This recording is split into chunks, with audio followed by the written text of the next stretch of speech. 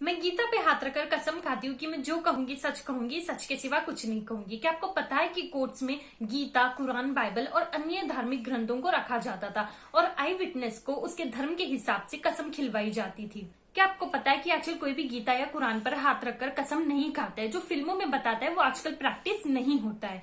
आज हम जानेंगे कि ये प्रैक्टिस कहाँ से स्टार्ट हुई, इसकी हिस्ट्री क्या है और ये कैसे एबॉलिश हुआ। भारत में मुगल शासन के वक्त लोगों को अपने धार्मिक ग्रंथ पर हाथ रखकर कसम खिलवाया जाता था, क्योंकि उस समय लोगों को अपने धर्म के प्रति बहुत ज्यादा झुकाव था और ये माना जाता था कि जो भी व्यक्ति अपने धार्मिक ग्रंथ पर हाथ रखकर कसम खाएगा वो कभी झूठ नहीं बोल सकता। यही सेम प्रथा ब्रिटिशर्स ने भी अडॉप्ट किया और उन्होंने इंडियन ओथ एक्ट 1873 को बनाया और ये एक्ट इंडिया के हर कोर्ट में यूनिफॉर्मली फॉलो किया गया। इनफैक्ट ये एक्ट को इंडिपेंडेंस के बाद भी फॉलो किया गया और यही प्रथा 1950s और 60s तक फॉलो की गई।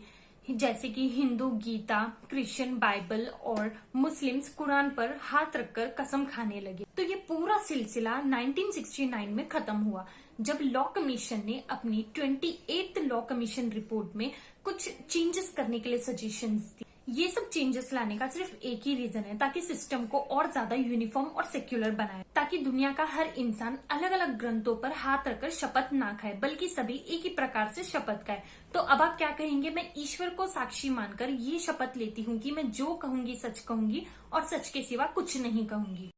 एक और बात, क्या होगा अगर कोई कोर्ट में झूठा एविडेंस देता है या झूठी कसम खाता है? अगर कोई भी ऐसे करता है तो मैं आपको बता दूं कि एक पनिशेबल ऑफेंस है। अंडर सेक्शन 193 ऑफ आईपीसी में अगर कोई भी झूठी कसम खाता है या झूठा एविडेंस देता है तो ये एक पनिशेबल ऑफेंस है और उसे 7 साल की जेल भी हो सकती है विद फाइन।